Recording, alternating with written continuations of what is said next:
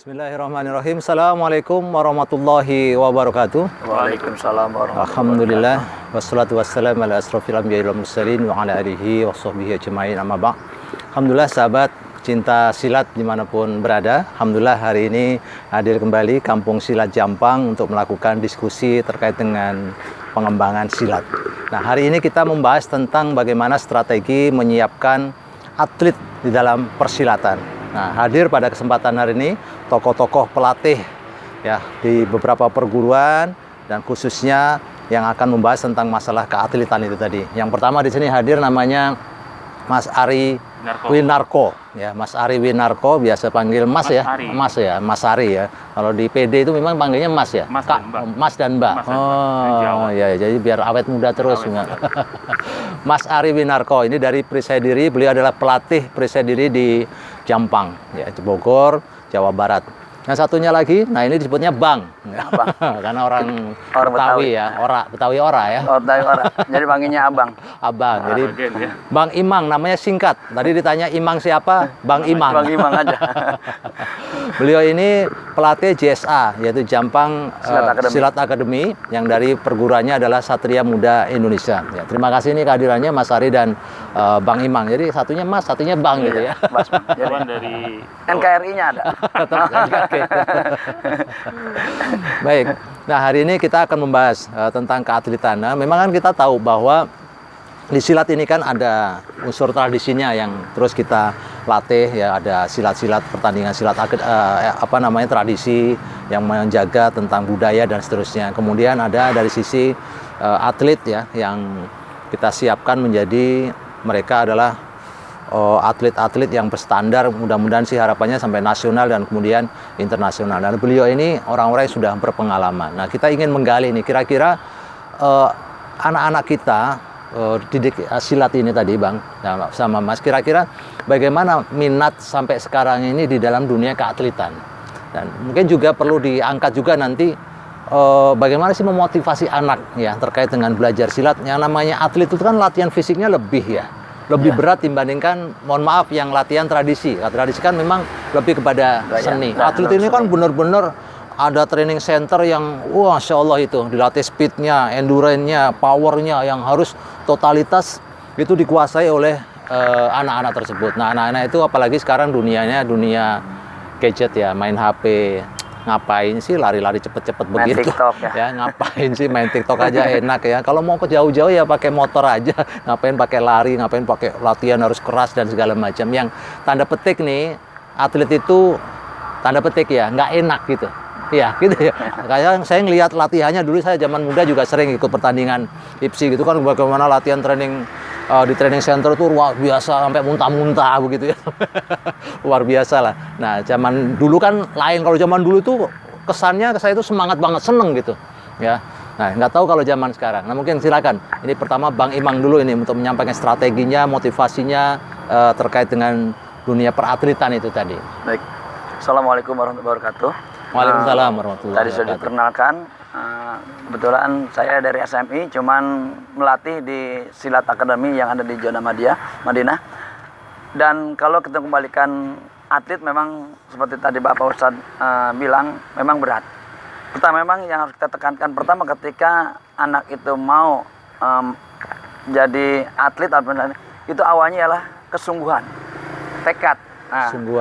Kesungguhan tekad. Kenapa saya bilang tadi Mbak Herman bilang, bagaimana sih beratnya kita membentuk jiwa seorang atlet. Pertama, ada kemauan yang kuat dari seorang atlet, dari seorang anak. Anak ini ya. Iya, secara individu seperti itu. Kenapa? Tanpa adanya tekad, saya yakin paling dia sebulan atau 2 bulan sudah keluar. Kenapa? Memang tadi berat. Nah, itu tadi itu awalnya bagaimana dia bisa punya tekad. Kebetulan gini, kita berikan pengertian, terutama ke orang tua. Biasanya kalau kebetulan kalau kami di perguruan itu dari sejak dini, dari SD lah minimal, SD ya, kelas 3. Kebetulan saya juga punya pengalaman, anak saya kelas 3 itu sudah mulai bertanding. Kasih orang tua, kita pendekatan dari orang tua dulu, bagaimana dia mencintai silat dulu. Mencintai silat. Diawali dari mencintai silat. Mencintai silat dulu, bagaimana silat itu jadi game. Nah, makanya jangan pernah memberikan satu beban. Nah, Oke. kamu harus bisa, tidak seperti itu. Biar dia menikmati dulu. Ya, menikmati itu Ketika tadi. dia sudah menikmati, nah ada keinginan. Tapi yang paling utama tidak terlepas dari orang tua. Nah, makanya ketika anak ada bakat di silat, ya pertama ada keinginan kuat untuk anak. Yang kedua Oke. dukungan dari orang tua yang Orang luar tua biasa. juga, ya. Nah, orang luar biasa. Orang luar biasa. Insya Allah ketika anak itu sudah didukung dengan orang tua dan lingkungan, nah insya Allah itu akan tetap mental. Kenapa? Pengalaman secara pribadi ketika anak itu pun sudah ada tekadnya, lalu orang tua kurang memberi dorongan, karena ya kurang sinkron juga, Ya. kurang sinkron. Begitupun lingkungan. Tetapi pengalaman seperti kami di perguruan, kami setelah mereka sudah masuk di perguruan, kami pilah-pilah dulu. Kami pilah dulu, misalkan SD itu kelas 3 itu sudah mulai kita arahkan. Oke, jadi ada pengelompokannya di usia. Ya, entah itu misalkan dia prestasi di seninya, di tunggal, ganda dan regu, atau di paitnya, di tanding. Kebetulan memang saya kan lebih ke tanding. Oke. Dia bilang tadi, semua entah itu tanding, seni, tunggal itu perlu mental seperti itu. Jadi ketika anak itu sudah ada bakatnya, untuk menanamkan kepercayaan diri itu memang yang agak sulit. Makanya kita butuh bantuan dari sosok orang tua, lingkungan di sekitarnya, seperti itu. Karena kebetulan kita juga kan tidak boleh, kalau anak yang pradini lah, maksudnya anak itu kan nggak boleh ada intimidasi yang sifatnya membebani dia. Bebani gitu ya, pemaksaan. Memang harus tidak, ikut dan tidak seterusnya boleh. ya. Karena juga unsur fisiologis juga kita pikirkan. Kita juga tidak bisa mendikta dia harus seperti ini, tidak bisa. Ya diawali ketika dia memang untuk menumbuhkan keinginan dia, biar dia kenal dulu silat. Oke. Kenal silat, Baik. mencintai bagaimana dia asik dengan silat, bagaimana dia cara nendang walaupun memang tidak ada apa, tapi bagaimana sih. Nah, pengalaman saya dalam kurun waktu 1-2 bulan, 3 bulan dia sudah mulai senang. Nah, setelah udah melihat dia rasa suka, tinggal orang tua. Orang tua lah yang memang berperan penting untuk memberikan motivasi anak. Kenapa? Karena anak seperti itu kalau bukan orang tua yang ngantar, yang memotivasi, saya yakin tidak cukup hanya untuk anak. Kami pelatih, cuma memberikan materi sesuai yang kita punya, sesuai dengan peraturan IPSI, dan anak yang menerimanya orang tua yang memang harus memotivasi. Saya kira seperti itu untuk awal. Nah, ini kan kalau latihan awal silat itu kan kelihatannya enak-enak aja, paling capek ya, indah, jerakan. Tapi kalau sudah mulai fight, itu kan pasti kena pukul, kena tendang. Apalagi dengar cerita misalnya, kan kita ngelihat berapa kali pertandingan di kita yang ada kan ya, ada yang patah, ada yang pingsan. Nah, kira-kira gimana agar anak itu kemudian justru tidak trauma melihat kejadian-kejadian gitu, atau dia nggak takut dengan terkena pukul, kena tendang, walaupun ada body protector ya, tapi kan tetap namanya dipukul itu masih terasa, bahkan ada yang jatuh, pingsan, patah dan segala macam. Gimana kira-kira? Kita bermodal tekad dia. Lalu kita kasih pengertian kepada dia. Ini loh nak, silat itu seperti ini, ya kan? Ketika kamu belajar silat, konsekuensinya ditendang, dipukul, nah seperti itu. Setiap olahraga pasti ada resikonya. Kenapa? Dia akan terbiasa ketika dia belajar jurus, kasarnya kan, belajar teknik, lalu ada aplikasi. Diawali dengan pukulan kecil, tendangan kecil, oh seperti ini. Tetapi seiring perjalanan waktu, pukulan itu akan tidak terasa ketika ototnya sudah dibentuk, fisiknya sudah terbentuk, pernapasan sudah terbentuk. Nah nanti sekeras apapun dia akan merasa enjoy aja. Nah, jadi kebetulan memang secara saya selama hampir 15 tahun ngelatih belum ada sih kapok. Belum pernah ngalamin ya. Belum pernah ngalamin. Walaupun kayak kemarin kejadian yang pingsan, patah-patah yang belum lain. pernah. Mata kiri masih ada yang kanan gitu belum ya. Pernah. Kebetulan saya juga selain artis, saya juga suka ngurut lah ya. Oh, iya. Pengalaman ada yang patah, saya tanya, gimana? Ini nggak takut? Enggak bang, yang penting ini bisa normal. Seperti itu ya. Nah alhamdulillah, sering saya ngalamin ada yang patah. Ya. Kalau gigi malah udah biasa. Ya kosongnya seperti itu. Gigi itu maksudnya biasa copot iya, gitu. Iya, pukul ada. Ya karena memang ini Ustaz, di awal biasa sih biasa, bentuk penampilan tekad, berubah itu, ya, Mbak. tekad dia ada keinginan kuat, kita temukan dulu tekad dia, kan karakter dia. Ketika dia sudah punya udah karakter, apapun bentuk yang dihadapi, dia insya Allah. Cuman kelemahannya kadang-kadang motivasi dari orang tua dan lingkungan. Ya. Itu Hanya kira-kira kelemahannya. Memang kan pernah dengar cerita juga ya, dia bagus nih atletnya. Tiba-tiba kenal dengan lingkungan yang berbeda. Bahasa sekarang lingkungan apa namanya, bani rebahan. Bani rebahan gitu ya, yang biasa ya tidur-tiduran main HP dan segala macam. Akhirnya dia ke bawah itu. Yang begitu ada yang ada ya. Ada juga. Makanya bilang tadi kalau kita memberikan materi itu gampang Ustaz. Tapi bagaimana kita mengajarkan mental. Mental, karakter. Kalau kita kasih materi 1 minggu bisa Ustaz? Bisa lah, tapi ketika karakter itu sulit. Bagaimana ketika dia belajar bela diri silat yang notabene berantem, ketika dia punya bela diri bisa sopan, bisa santun. Jadi adab juga masukannya di situ poin-poinnya ya. Karena siapapun orang yang memiliki bela diri silat, salah satunya yang paling diunjungi itu adab. Adab, bagaimana ketika dia, apalagi misalkan dia udah pernah juara otomatis secara fitrah manusia pasti ada sifat kesombongannya. Nah seperti itu memang yang memang terus kita gali. Saya bilang juga sama murid-murid, kalau untuk ngasih materi, abang gampang kok. Abang punya metode 1 jam belum bisa, tapi membutuh karakter itu. Itu memang makanya kita butuh orang tua, kita butuh lingkungan, sampai terbentuk anak itu berjiwa atlet seperti itu. Terutama atlet dari silat. Saya kira semua atlet sama kok, Ustaz. Cuma tinggal kemana, kalau kita kan silat ada kaidahnya. Kita ada sopan santunnya, ada adab seperti itu. Saya kira seperti itu. Nah, kita ngadapin yang tadi ya, berupa adanya godaan-godaan lah, tentu dari lingkungan dan macam-macam lah yang awalnya. Mungkin pengaruhnya tadi, ngapain sih latihan silat capek-capek, latihan. Apalagi dulu saya juga pernah ngalamin, ya Bang Iman sama Mas Ari, baru latihan pertama kali masuk nih, ya, pertama kali masuk, itu kena tendang sini hidung berdarah. Hari pertama latihan bayangin. Itu panjer. kasih panjer dulu sampai berdarah. Ya. Nah, untungnya kan dulu memang semangatnya, pokoknya saya harus bisa gitu kan, harus bisa. Kalau cuma berdarah, berdarah itu pun bukan kemudian, kamu berdarah nggak digituin sama guru itu, malah nggak apa-apa, itu belum apa-apa, nanti lama-lama juga ada yang lebih parah. Jadi bukannya disemangati gitu ya, tapi justru katakan nah, menghadapi itu tadi ada nggak strategi misalnya nih, apakah memang seperti Bang Imang, Mas Ari itu menyiapkan sehingga orang itu termotivasi karir di dalam atletnya itu terus meningkat gitu dari level kabupaten ya, naik terusnya sampai akhirnya nasional misalnya begitu. Ada nggak strategi-strategi mengantarkan atlet-atlet kita itu bisa sampai level nasional atau sampai ya semoga sampai internasional misalnya begitu? Kebetulan memang kalau yang saya ajarkan atau saya lihat kan memang orientasinya kan ke atlet. Cuma kebetulan kita kan tingkatnya di daerah. Kita cuma bisa mengantarkan atlet itu sampai kabupaten. Setelah sampai kabupaten terserah. Dan sebentar, Pak. Terserah itu maksudnya terserah atletnya atau pembinaannya lebih tinggi lagi. Nah, kita misalkan saya punya atlet misalkan O2SN. Ketika dia juara di kabupaten, otomatis dipinta sama PB IPSI kabupaten. Nah, kita sebagai pelatih dari bawah menyerahkan. Oh, jadi prosesnya sudah di sana ya? Sudah di sana. Karena di sana ada PPPD dan untuk tingkat pelajar dan tingkat SD, SMP sampai mahasiswa seperti itu. Itu yang kita alami.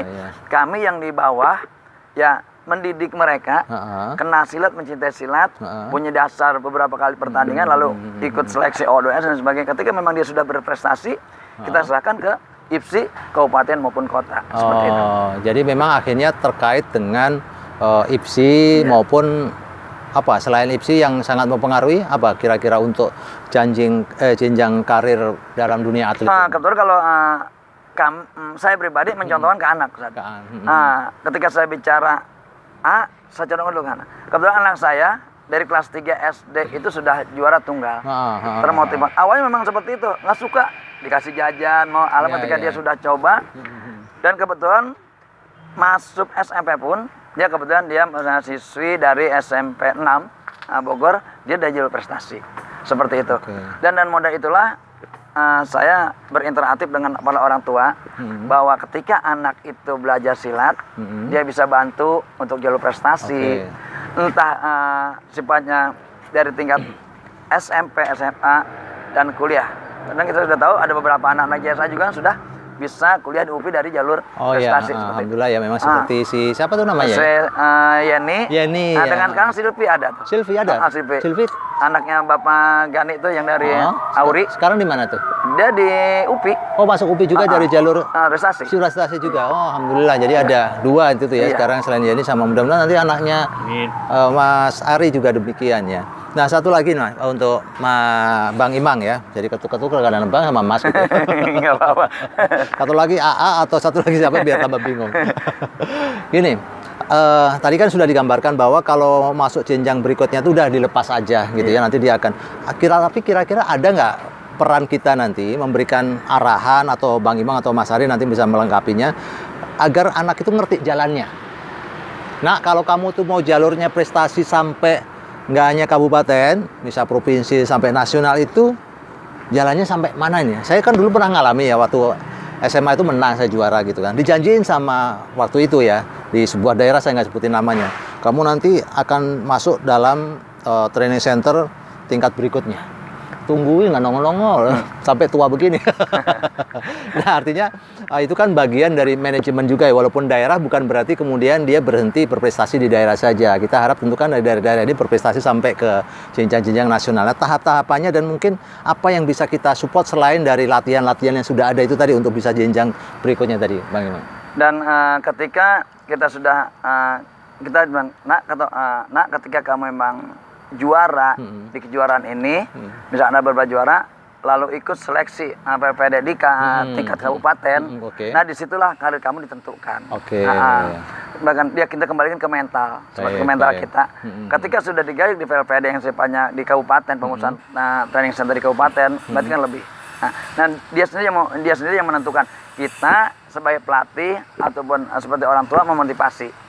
Bahwa konsekuensi ketika kamu ingin berprestasi seperti itu, mengorbankan pergaulannya, mengorbankan kebebasannya seperti itu. Tapi ketika memang dia sudah kita tanamkan dari sejak dini, pengalaman pribadi saya hampir, ya mungkin kalau tidak sebenarnya, ya hampir 90% mereka mencintai.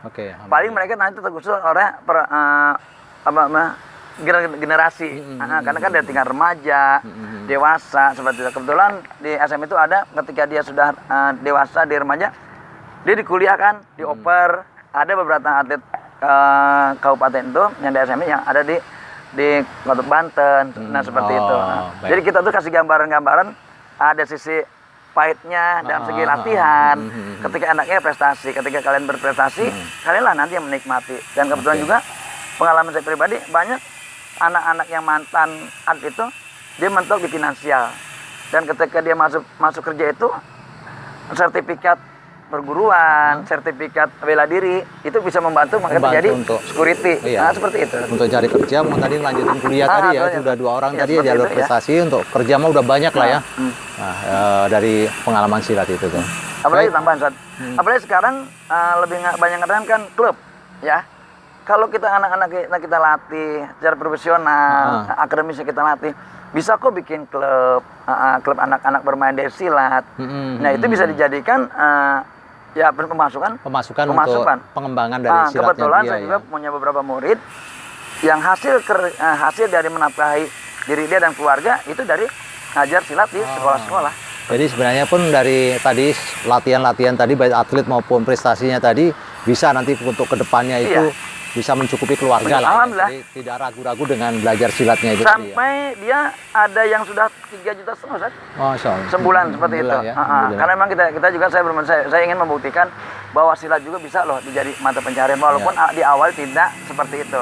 Tetapi ketika kita sudah bersungguh-sungguh, insya Allah rezeki itu pasti datangnya seperti itu. Salah satu motivasi untuk anak-anak yang sudah dewasa supaya dia tidak meninggalkan silat, tetap eksklusif silat, tapi kebutuhan finansial dia terpenuhi seperti itu. Insya Allah. Saya kira seperti itu. Alhamdulillah. Makasih banyak nih Bang Imang atas pengarahannya. Nanti kita lanjutkan diskusi ke Mas Ari. Mohon maaf dipindahkan ininya. Nah, selain itu tadi teman-teman sekalian, para pecinta silat, hari ini kita disupport selain oleh DD Water, ini air yang diproduksi oleh Dompet Duafa. Hari ini kita juga dapat support dari Dapur Nuna Nuni. Nuna Nuni namanya. Ini adalah produksi bubur singkong, nah burkong yang dari Kang Yatna. Ya, kemarin di edisi kemarin kita sudah wawancara, interview beliau terkait dengan produknya. Ya, kita doakan mudah-mudahan produk-produk pesilat, nanti harapannya pesilat-pesilat yang lainnya silahkan nanti kalau ingin mempromosikan produknya di acara-acara seperti ini ya. Mudah-mudahan berkah untuk kita semuanya insya Allah ya. Silat sukses, barokah, ya, dan insya Allah bangsa kita juga berkah insya Allah, sejahtera. Nah, kita lanjutkan diskusi hari ini dengan Mas Ari. Nah, ini beliau dari Prisadiri. Udah kelihatan lah kalau ada seragamnya. Ya, udah beda sendiri. Beda sendiri. Gampang dicari. Putih-putih ini kan jarang ya, ada Prisadiri, ada Perisai putih. Mirip-mirip ya tapi. Dulu hitam, Mas. Oh, dulu hitam. Awalnya hitam. Awalnya Prisadiri itu hitam juga? Hitam awal. Oh, tapi kemudian sudah memasuki usia ubanan menjadi putih semua atau? Jadi ya panjang cerita PD itu kan dari hitam awal-awal itu, kemudian di tahun 55 IPSI, 55 kemudian seragam kita ganti warna putih-putih. Putih ya. Warna putih-putih Iya. sebenarnya biar merah putihnya adalah kira-kira gitu, ada merah putih. Karena sesuatu yang luar biasa latihan silat itu kan di lumpur-lumpur ya. Artinya kalau bajunya putih siap nyucinya itu lebih ekstra. sungguh-sungguh ekstra. Ada Rizzo Power sekarang. Jadi Rizzo Power sama pemutih itu sangat laku ya. Betul sekali. Kalau yang hitam kan udah cuci biasa aja. Kering. Kesal kering. Iya, paling gampang nyari silat PD kalau ngumpul-ngumpul tuh, bajunya putih sendiri. Nah, baik. Nah, kita lanjutkan diskusi. Nanti Mas Ari terkait dengan tadi kan motivasi segala macam udah dibahas oleh Mas Imang. Nah, Bang Imang jadi Mas Imang. Ya, sekarang kita bicara terkait dengan apa saja sih yang dilatihkan bagi atlet itu. Misalnya porsinya nih, apakah dari sisi kan harus dia mempunyai endurance. Karena namanya prosesnya kan panjang ya. Apalagi kalau nanti ada yang bergabung ke silat bebas gitu ya, itu kan lebih panjang lagi ya. Endurance dia kan harus kuat, speednya juga harus bagus, ya, power juga, teknik. Nah, ini pembagian porsinya gimana nih antara ngurusin teknik, ngurusin power, endurance, speednya itu tadi dalam proses latihan itu. Kira-kira manajemennya gimana kira-kira, Mas Ari?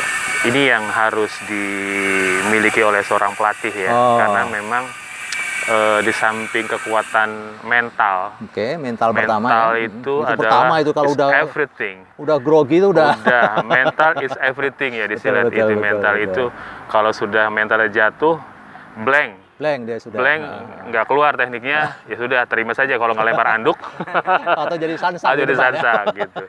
Jadi mental. Jadi memang untuk menjadi seorang atlet itu prosesnya sangat panjang, Mas Herman. Panjang sekali, tidak perlu setahun 2 tahun, tapi dia memang tahapannya bertahap. Sampai berapa tahun tuh kira-kira itu menyiapkan? Hitungan-hitungannya sebenarnya tidak ada hitungan-hitungan yang pasti relatif sekali. Kalau yang sudah saya alami sendiri, memang tahapan anak-anak itu pelatih lah yang harus benar-benar jeli melihat ini anak ini memang punya bakat dan minat. Bakat dan minat ya, ada dua hal itu tadi ya. Gitu. Kalau dia punya bakat tapi dia nggak punya minat, nggak jadi Mas. Tapi kalau dia punya bakat, dia punya minat ini akan mengangkat bakat itu. Dia minat tapi nggak bakat-bakat gimana kira-kira? Nah, kalau udah minat nggak bakat, berarti nggak jadi juga. Nggak jadi juga. Karena bakatnya mau dititipin gitu kan. Kalau minat itu bisa dilatih. Tapi kalau bakatnya memang udah nggak bisa, bakatnya nggak di situ, bukan. Artinya bakatnya bukan pada menjadi seorang atlet yang mumpuni ya, tapi bisa menjadi seorang pelatih, barangkali menjadi wasit juri, masih bisa diganti. Jadi bakat, minat, dan kemudian tadi mental. Bakat, minat, dan mental. Bakat, minat, dan mental. Nah, bakat ini pelatih harus jeli melihat anak ini benar-benar ketika mulai datang ke perguruan, cara dia beradab, nendang, mukul, dia dibandingkan dengan teman-teman, itu pelatih harus jeli banget itu. Ketahuan anak ini otot luriknya lebih cepat begitu. Jadi kalau kata Mas Johan itu lari aja 20 meter, kalau dia di bawah 5 detik, kemungkinan otot luriknya lebih bagus ya. Itu paling kasarnya kalau kata Mas Johan tuh begitu ngelihatnya. Kalau lari sekian aja masih di bawah, udah dah. Ini barangkali dikaplingkan untuk kepada bentuk-bentuk silat yang lain gitu. Nah, kemudian bagaimana menu latihan? Menu latihan ini juga harus disesuaikan dengan kondisi atlet usia dini, kemudian dia masuk pra-remaja, kemudian remaja, dewasa. Kenapa harus disesuaikan? Karena tidak mungkin anak-anak usia dini itu, yang penting adalah bagi mereka ini adalah kemauan bergerak Jadi kembali lagi antara speed, endurance dan juga hal-hal yang lain, fisik, stamina terutama, ini bertahap latihannya. Ini untuk apa sebenarnya? Anak-anak usia dini itu anak-anak SD ya. Anak SD ini sebenarnya kan kelengkapan tubuhnya itu sangat lengkap sekali. Masih boleh dibilang tuh sesuai fitrah lah ya. Fitrah gitu, artinya dia hanya bisa nendang lurus, mukulnya lurus, belum bisa nyabit sehebat apapun. Itulah anak usia dini. Maka kebutuhan kita menyiapkan ya sampai di situ saja dulu. Sehingga tidak perlu dipaksa sampai latihan menunya anak SMP. Dikhawatirkan anak ini nanti cedera sebelum waktunya. Itu terkait dengan porsi atau terkait dengan variasi? Maksudnya gini, kalau porsi kan bisa aja anak SD itu 30%. Kalau anak SMP 50, SMA segala macam. Tapi variasinya sama atau Kalau variasinya juga dikurangi? Kalau ini targetnya adalah kalau anak usia dini itu kan dia kata Bang Imang tadi itu dia mengenali silat dengan baik dulu dan targetnya tidak perlu muluk-muluk karena bagi mereka silat masih tetap bermain. Dunia anak-anak itu jadi bermain. Tetap Dunianya jangan hilang, dunia bermain. Artinya tingkat keseriusannya kalau diseriusin pada bubar nanti. Terus jangan sampai tua kecepatan juga anak terlalu serius tadi. Karena sayang ketika anak udah punya bakat, begitu kita porsi malah cedera, kita juga yang tidak disalahkan juga kan gitu. Nah, kemudian kalau sudah masuk jenjang pra-remaja, anak-anak SMP itu sudah mulai dikenalkan teknik-teknik yang endurance, kemudian speed, yang lebih naik tahapannya. Mungkin kalau tahapan latihan pertama, kalau di tempat-tempat umum biasanya lari dulu. Lari itu bisa 20 menit. Target ada nggak misalnya untuk SD itu harusnya berapa kilo, SMP berapa kilo gitu? Oh enggak. Nggak ada ya? Kalau yang para remaja ke atas biasanya sudah 20 menit, lari dulu aja. Lari santai, nggak boleh berhenti. Karena untuk menaikkan VO max-nya ya. Dia sebab apa itu VO max tadi apa? Untuk kapasitas paru-paru udara, paru-paru udaranya biar dia kuat gitu. Sehingga kalau di pertandingan itu biasanya begitu dalam waktu hitungan 5 detik dia harus kembali normal lagi. Nah, itu yang dijaga oleh para pelatih sampai tingkat yang paling tinggi sekalipun. Jadi ketika sudah bertanding 3 menit, berhenti, masuk ke pojok, dia bangkit udah seger lagi. Nah, itu latihannya nggak bisa digebet di pra-usia dini, kemudian di SMP, di SMA. Nah, kemudian yang nggak kalah penting lagi adalah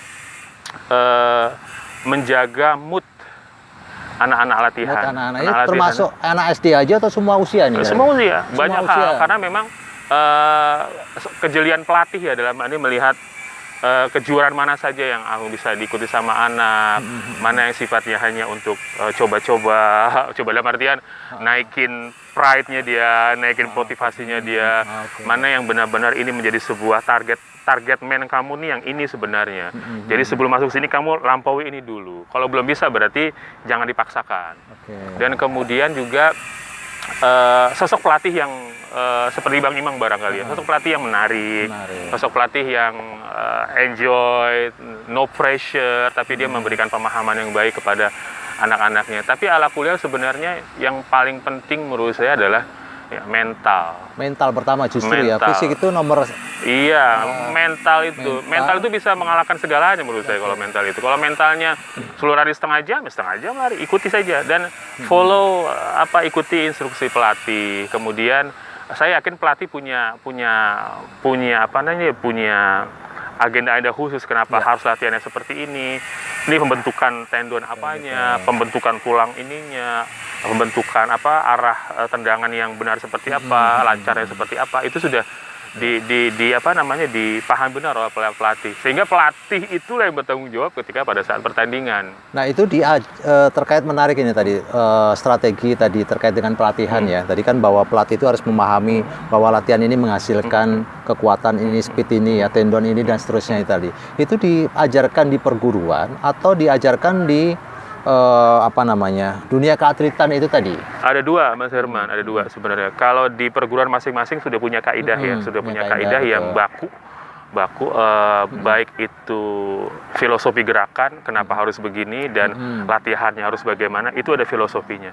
Dan semua itu menurut pandangan saya dari Perisai Diri itu semua berawal dari perguruan.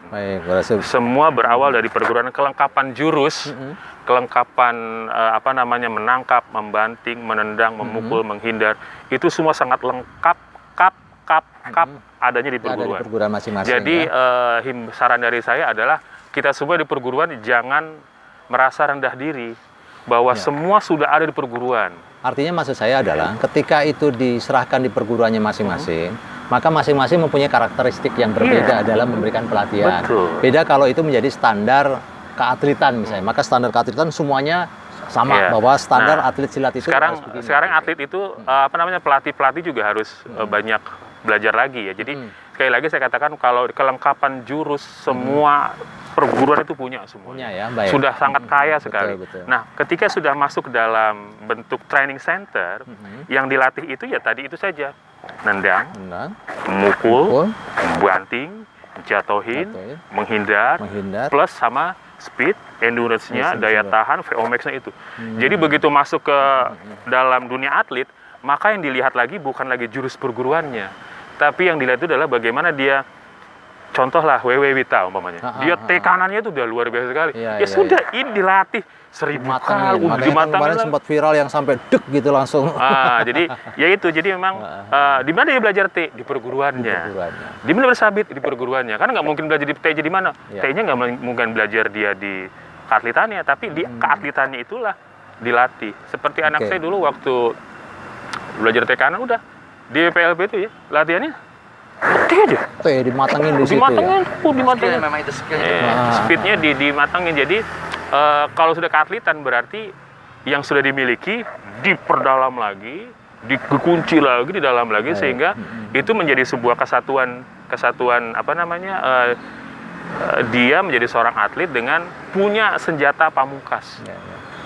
Oke, nah ini menariknya mas saya ketika dilatih kecepatan ya tadi power. Bayangan saya itu ada alat ukurnya gitu misalnya. Alat ukurnya bahwa kalau untuk atlet misalnya untuk standar kabupaten, provinsi, speednya itu kalau diukur atau kekuatannya tendangan pukulan itu kalau diukur sekian misalnya. Kalau kayak motor tuh misalnya 70, 80, itu bisa diukurnya seperti itu nggak? Sebenarnya Sehingga- kalau pengalaman dari yang saya perhatikan ya, jadi sebenarnya kalau sudah masuk ke dalam dunia perguruan kita ini, kita akui kita masih sangat alami, Mas Herman. alami, Masalah alami artinya kita belum bisa menghitung kekuatan tendangan seperti apa. Itu ketika langsung, wah, udah bagus nih, speednya, dia tendangnya begitu. Tapi ada yang bilang sekencang apapun itu belum bagus, beberapa pelatih. Banyak kan nonton film ya, nonton Iya. film itu kan ada tuh diukur tuh tendangannya beban. Nah, kalau sudah masuk ke dalam dunia atlet yang sesungguhnya, kita bicara PPLP, kemudian Pelatda, Pelatnas, mereka punya pelatih fisik sendiri, khusus ya, khusus yang pelatih kayak fisik gitu. sendiri yang memang mengukur nih latihannya, jadi latihannya fisik sama latihan teknik, fisik teknik. Hari ini latihan fisik ya mereka fokus di fisik saja, dan fisik ini akan menguatkan kelengkapan dia untuk dalam rangka otot-ototnya. Jadi waktu kemarin saya tanya anak saya, latihan tuh, itu latihan otot ini ya, untuk buat T-nya kencang. Oh gitu.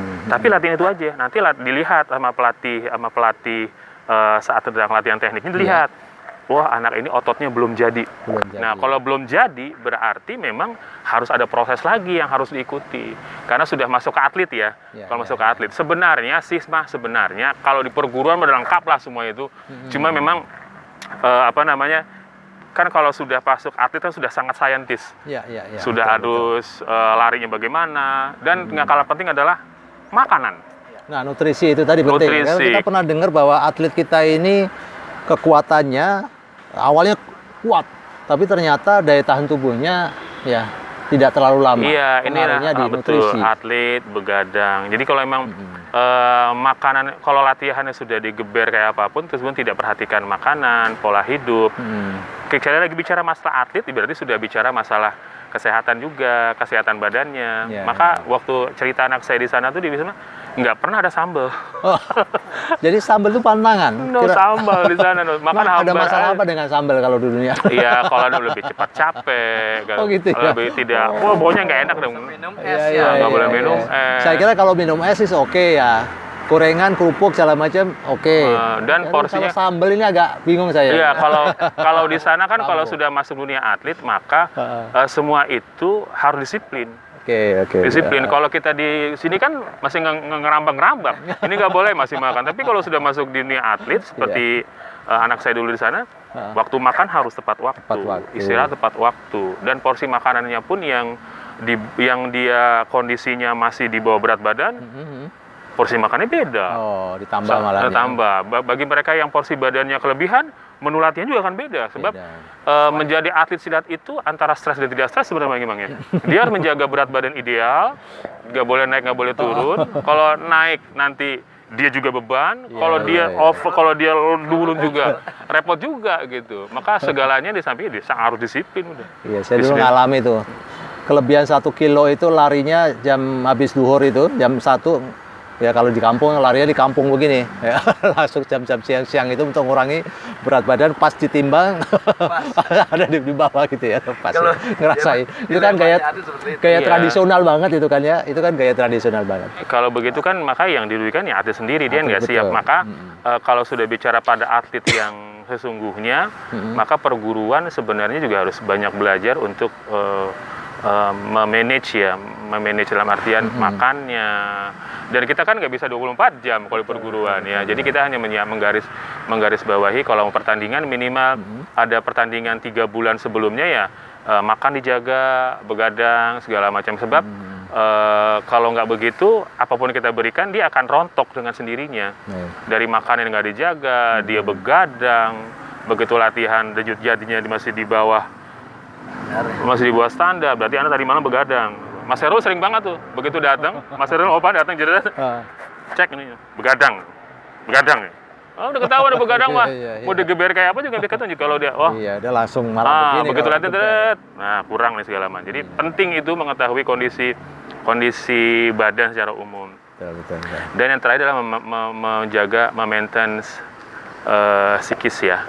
Psikis anak-anak didik kita yang mau latihan secara sungguh-sungguh, karena memang tidak semua anak-anak kita siap akan jadi atlet itu. Tapi kita menyiapkan di perguruan masing-masing, saya yakin sudah lengkap, tinggal meramunya menjadi sebuah kekuatan yang baik. Dan memang pelatih-pelatih kalau di betul-betul memang tadi kalau sudah kita hanya bisa mengantarkan sampai tingkat di PPLP Bogor atau Kabupaten Bogor, di sana nanti sudah ada tim khusus, ada tim kesehatannya, ada psikiaternya, ada guru makannya, lengkap lah di sana. Jadi memang di sana atlet sangat diperhatikan sekali. Itu kalau terkait dengan sekolahnya gimana kira Mas Heri? Kalau sekolah ya akan disekolahkan di sekolah terdekat. Sekolah terdekat berarti otomatis pindah, nitip saja di sana nitip saja, tapi sekolahnya ke sekolah jadi asal. Tidak akan mengganggu sekolah ya bagi atlet-atlet kita. Jadi pesilat jangan kemudian wah nanti saya kalau fokus ke silat atlet nanti sekolah saya jadi terbengkalai. Insya Allah akan terjaga dengan baik ya. Justru ketika dia di sana, sekolahnya lebih teratur. Lebih teratur lagi ya, karena disiplin. Dia nggak bisa bolos. Di sana biasanya. Jangan buka aib pribadi kalau gitu. Kalau sekolah sebenarnya sih, kalau sekolah memang harus wajib sekolah. Bahkan kalau setahu saya sih, menurut anak saya ya, ada mobil jemputan khusus untuk mengantar mereka pick up pulang pergi. Bagus ya. Pulang pergi diantar sampai latihan segala macam. Itu kita dalam kondisi atlet ya. Tapi yang karena kita ada di skup di perguruan, maka yang bisa kita lakukan adalah melatih kelengkapan jurus, kecepatan gerak, kemudian kemantapan gerak, power yang ada di perguruan masing-masing. Itu kemudian kita kalau sudah masuk dalam ranah, kita ranahnya di situ dulu. Kemudian pembelian latihan yang terpola, kemudian teratur, terarah, kemudian disesuaikan dengan porsi anak-anak. Gitu. Inilah kelas 3, kelas 5 sudah bisa tanding. Mungkin kalau menurut pengalaman anak saya pribadi sebenarnya pengalaman anak itu dia ikut latihnya. Iya kan ikutnya banyak ya. Latihan dari tingkat yang paling kecil, dia latihan dia ikut pertandingan ini, pemasalan dia menang, pemasalan lagi dia menang, pemasalan. Ya ketika sudah tahapannya pelatih jeli, udah stop pemasalan, kamu harus naik ke jenjang berikutnya karena kamu sudah dianggap untuk mampu gitu. Walaupun resiko bonyoknya, tapi itu tadi sebenarnya kalau anak sudah dia ketemu moodnya, ya sudah dia ketemu moodnya. Nah satu hal lagi ketika di pertandingan, sekali lagi pelatih ini menjadi kunci segalanya. Ketika menaikkan motivasi dia, kemudian dia lagi down, nggak bisa membaca pertandingan, satu-satunya dengar adalah pelatih. Pelatih. You must follow my instruction well. Do not jangan yang lain Jangan gitu. lihat yang lain ya. Instruktur. Dan biasanya atlet punya kebiasaan-kebiasaan yang Di luar dari program kita. Iya, kadang-kadang atlet itu punya pengalaman, dia kalau stres dia punya sendiri. Kalau anak saya itu dia nggak melihat bagan. Oh. Anak saya nggak melihat bagan, dia Itu nggak kalau stresnya, kalau lihat bagan dia rasanya beban terbebani, gitu ya. kemudian nggak mau lihat lawan namanya siapa, dia nggak mau lihat gitu. Jadi biar dia tanding itu Iya, iya. fresh banget. Kecuali kalau bagi strategi kita nih, kalau pertandingan begitu ini harus punya tim IT sendiri, Mas. Kita harus tahu. Betul, harus tahu justru Pelatih yang kan. tahu, pelatih yang tahu. Jadi jangan ngeliatin tuh lawan lu ya. Strategi nanti ke Iya, itu kan perlu untuk mengkaji Iya. strateginya tadi ya. Baik, kira-kira apa lagi Bang Imang sama Mas Ari yang pengen disampaikan ini kepada para cinta silat dimanapun berada ini terkait dengan itu tadi poin-poin penting ketika kita ingin mencetak atlet-atlet kita atau mencetak pesilat-pesilat kita di dunia atlet tadi. Jadi dikuatkan pertama tadi mental, Ya. Kemudian kelengkapan yang ada di perguruan. kelengkapan perguruan ya. Baik itu menendang, memukul, karena Ya. semua itu ada di perguruan. Maka tidak perlu khawatir dengan perguruan apapun, karena semua di situ. Kalau sudah masuk ke dunia IPSI, ya tadi itu ya, akan sama, nendang, mukul, nyabit, benar-benar sama aja. Tapi kelengkapan itu semua ada di perguruan yang sangat luar biasa, perlu dikaji. Baik, nah makanya ini perlu bahwa pelatih-pelatih itu perlu benar-benar mengkaji ya, mengkaji strategi latihan tadi, tidak hanya sekedar penting lari sebanyak-banyaknya, mukul sebanyak-banyaknya, nendang sebanyak-banyaknya. Resikonya- Ada ukuran-ukuran tadi yang perlu dipikirkan dulu. Nah, Iya, itu tadi. makanya di perguruan SMI, di PD itu kan ada tahapan-tahapannya. Kapan dia ujian, Kapan ini ujian. segala macam. Betul, Itu kan betul. sebenarnya ujian itu melihat kemampuan dasar dan kematangan teknik perguruan. Gitu. Ini anak udah bisa nendang nyabit bener belum nih? Betul. Tendang lurusnya, kalau di SMI tendang apa Mas? Bang lurus. Lurus, kalau di presiden gejlik ini udah Gejlik ya namanya. udah belum, T-nya gimana udah bisa belum, mukul pendetanya kalau di Jeb. Jeb, kalau Oh, di ini presiden kayak namanya nama tinju aja bagi-bagi. di PD-nya Jeb. begini ya itu. Jadi memang kelengkapan itu yang harus digali oleh pelatih, di samping memberikan latihan fisik yang proporsional sesuai dengan usianya, sehingga anak-anak tidak cedera sebelum masanya. Baik. Tambahnya gini Ustaz, sebenarnya pelatih itu harus bisa jadi seorang pelatih, jadi seorang teman, jadi seorang bapak. Oh, Ah. 3 fungsi ini tadi ya. Iya. Pelatih, teman, dan bapak. Ini posisi yang susah ini. Ah. Ada orang jadi bapak ya bapak aja. Kenapa? Yang kita hadapi itu kan remaja. Ustaz. Dia butuh kadang-kadang ada yang manja dan sebagainya. Seperti kadang-kadang ada kecemburuan. Ketika dia ada permasalahan sifatnya individu, dia bisa jadi teman kita, teman curhat, Iya. seperti itu. Pengalaman pribadi, ketika anak Tuhan tidak cukup hanya dari teknik, fisik, dan mental, tapi kedekatan kita. Bagaimana sih dia merasa kita perhatikan? Iya. Ketika ada permasalahan dia di rumah bisa itu, saya pikir seperti itu faktor psikis yang sangat penting kan. Bagaimana sih dia enjoy walaupun capek, anak-anak biasa walaupun dia capek, ketika memang dia enjoy. Dia asik aja. Alhamdulillah. Karena memang teman dia bisa terima, dan kita pun kita jangan gue tuh pelatih, jangan. Ada kalanya kita seperti pelatih tegas disiplin. Ada kita seperti orang tua, nasihat dia, teman, dia seperti. Jadi bikinlah suasana itu asik. Apa yang dia tidak dapatkan di rumah, dia dapatkan di klub itu mereka tadi ya. nanti akan merasa nyaman seperti itu. Nanti tinggal kita dengan orang tuanya komunikasi seperti itu. Makanya tadi saya bilang, selain mental, keinginan sendiri dari secara individu, dukungan orang tua dan lingkungan. Ya, saya berkait. Alhamdulillah. Iya, orang tua itu penting. Jadi memang ridhonya kan sama orang tua ya. Betul, tapi juga sebenarnya harus dengar juga kata atlet sebenarnya. Kata si anak, saya mau ini ya sudah. Ya, karena kan targetnya adalah dunia atlet. Kadang-kadang orang tua kan ada yang nggak paham juga ya. Jadi kalau memang pas atlet, tapi bukan berarti kita kan tetap harus hormat pada orang tua, ya mencari ridho orang tua. Tapi memang orang tua harus paham kalau dunia atlet ya diserahkan ke pelatihnya dalam masalah. Jangan sampai jangan capek-capek latihan, nah misalnya begitu ya. Iya, kalau sekarang mungkin karena sedang pandemi kayak begini mungkin ya latihannya bisa dikasih porsi latihan latihan WA aja, kamu latihan ini push up ya sekian, itu bisa lah seperti itu. Atau minta program yang bisa dikerjakan di rumah sama teman-temannya atau di rumah sama ayahnya, orang tuanya. Baik, ini tidak terasa ternyata Mas jam Ari berapa sama sekarang? Bang Imang ini kita sudah hampir 1 jam kita ngobrol-ngobrol ternyata ya. Tadi sebenarnya masih pengen kita angkat ya terkait dengan dunia keatletan, karena memang kita ini kan harus mencetak atlet-atlet yang handal ya, handal, kemudian dia beradab tadi ya, bermoral, punya tekad yang bagus, punya mental yang bagus, dan kemudian dia setelah itu harus bisa mencetak berikutnya, atlet-atlet berikutnya tadi. Nah, kita generasi-generasi benernya. Nah, ini memang PR panjang bagi kita semuanya, para guru-guru silat, terutama karena kita fokus pada bicara atlet, maka tentu bagaimana fokus kita mencetak atlet-atlet tadi ya, sehingga memang harus semua pihak ini ya, dari unsur anaknya sendiri, pelatih, orang tua, dan ternyata pemerintah ini tadi ya, karena memang support penting untuk sampai level-level berikutnya itu sudah bukan urusan pelatih-pelatih di kita ini, urusannya adalah pemerintah dengan program IPSI dari Korea dan seterusnya seperti itu.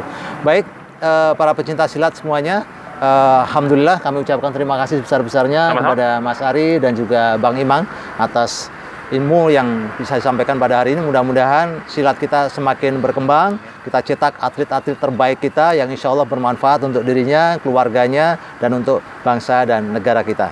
Kami bertiga pamit, terima kasih, mudah-mudahan bermanfaat. Wabillahi taufiq wal hidayah, waridho wal inayah. Assalamualaikum warahmatullahi wabarakatuh. Waalaikumsalam warahmatullahi wabarakatuh.